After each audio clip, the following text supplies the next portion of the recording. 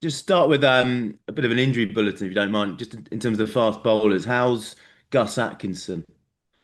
Yeah, he's trucking along. Obviously, he's not ready for this first test, which is a shame. But we're going to try and get him ready, maybe for the second or third. So we just got to keep monitoring, really.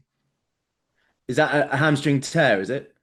No, it's only a minor one. I think he picked up a minor one actually playing for Surrey that he came in, which we didn't quite realise, and he just aggravated a little bit. So it's nothing major. But it's just going to get him right for that second or third test. But he's trucking on okay. He's just recovering, but unfortunately, he's not quite ready for this first test. And Jofra Archer? Yeah, Joff's also trucking on really well. Actually, the plan for him, he's playing a few second team games. He's getting a few loading up in the second team for Sussex, and then the idea for him is to play for Sussex against Durham. I think on the 23rd. Just during the first test actually. So he'll play for Sussex if all things go well, and then if things go well, then fingers crossed he should be available for second test. And that the plan would be to get him in, do you say the second test? If yeah, I mean it's like anything with all these bowlers, he's got to keep ticking off every day and getting no sort of setbacks. But if all goes well and he gets through that Durham game, then he's available potentially for selection for that second test. And Ollie Stone, Mark Wood, they're longer term, are they? They're on the way back as well. I think Woody's now started to bowling just lightly. To be honest, he's just off a few paces, but that's been a great sign. So he's on the road to recovery. I think he's more long term. If we can get him back, he might have an option for the fourth or fifth test. But again, it's sort of each day's ticking off each box and making sure he's okay. But he's trucking on well, and same with Stoney. So we are starting to get boys back, but they're still further away than right now. But it would be nice having those options back as well. So Ollie Stone won't be back for this series. No, he could do. As I said, he's back now into light bowling. But it's like anything. He's just got to take him slowly. Again, if he's going to be ready, it'd be for the back end of the Test series. It means a fairly inexperienced bowling attack. Jamie Overton has come into the group. What's the reason? What's the thinking behind that? Yeah, I think we've spoken many times about this varied attack. We want to make sure that we've still got some pace into the attack. I think Jamie showed in the in white ball cricket for us. He's got a huge amount of pace there and bounce. He's a real threat. He's obviously had a taste of Test cricket before, and did well. He obviously got some runs as well, which was great. He's going back to a ground he did well at Leeds, but I think it's just for us making sure that we've got the options. If one of those quicker bowlers were to go down, then we've got someone who could replace him, and Jamie is a great one to have available.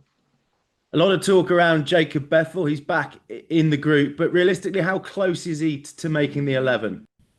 Oh, look, he's very close. It's a great option to have, isn't it? It's lovely to have him back. I think, like everyone, what a talent we all see in him. And I wouldn't even say it's a problem. It's a great issue to have to have that depth in the squad. I think when I look back at when Baz and Stokesy took on these roles, we were really struggling as a batting group to get runs on the board.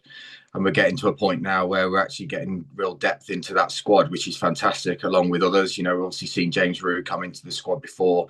We had Jordan Cox. We're seeing guys now getting big hundreds in the Lions fixture against a really, really strong India A team. So, look, the more depth we can have as a squad, the better place we are. And to have Beth back is fantastic. When it comes to the decision around Bethel, how much consideration goes into what's happened previously? Credit in the bank, if you like, from the guys who Crawley and Pope in particular, who yes had lean winters, but have been proven on the Test stage. Yeah, of course. I think you consider everything, don't you? Conditions, what's gone before, how people performed, and yeah, all those considerations go into the melting pot, don't they? And we'll certainly, when we get up to Leeds, as we do always, we'll have good discussions and look to announce it sort of a few days out from the test. But look, we feel in a healthy place. Fingers crossed that everyone stays fit and healthy, and we've got everyone to choose from that for that test. But we know in cricket it's still a long way up until that test. Injuries can happen. Fingers crossed they don't. But we've seen over this last period, things change pretty quickly. So let's hope everyone's nice and healthy before that test.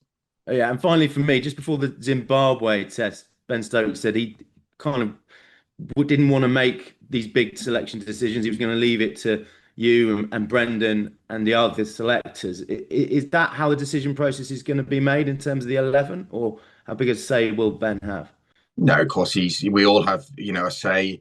I think Ben, obviously as captain's going to have a big say as well. So we'll all get together as we always have and have those discussions. But look, we'll all have in our minds where we're thinking, and have those chats and a few days out from the test. But yeah, look, Ben's got a serious cricket brain. I think we all know that. So we certainly take into consideration exactly his feelings on that, and we'll go from there.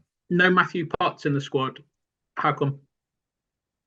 Yeah, look, it's really tough on Potsy. As I said, looking at that, looking at the squad, we wanted that option of varied attack. So it was probably between him and Cookie for that other spare bowler. If we were to lose, a Wokesy. And we just felt that maybe Cookie at the moment has just got the edge with that new ball. But look, it's pretty close. We know what Potsy's all about. I feel for him, missing out. It's not easy for him. He's a great option for us. It's great to have him as a squad bowler in the pack if any injuries happen. But just on this occasion, he's just missed out. Can you confirm who's going to bat at number 3, or is that still up in the air? No, as I said before, we'll all get together when we get up to Leeds, and we'll announce that as we always do, sort of 2 days out from the test. After the Zimbabwe test, Ben seemed to suggest that Jacob Bethell's place, it was either Bethell or Pope. Is that correct? No, I don't think. Look, we look at all options, don't you? You see the makeup of the team, how we can go with any game. Every game's different, so. As I said, whenever we look at all options and we make the best decision that we think we can. And as I said, we'll announce that a few days out from the test. Just by not ruling Jacob Bethell out of the 11, by definition, you're not ruling some other players that have played very regularly in, be that Zach Crawley, Ollie Pope, Shoaib Bashir. Could that be unsettling for those guys? No, not at all. I think, look, everyone knows before you go into any game, there's always places up for grabs. I don't think anyone just takes it for granted, certainly in international cricket.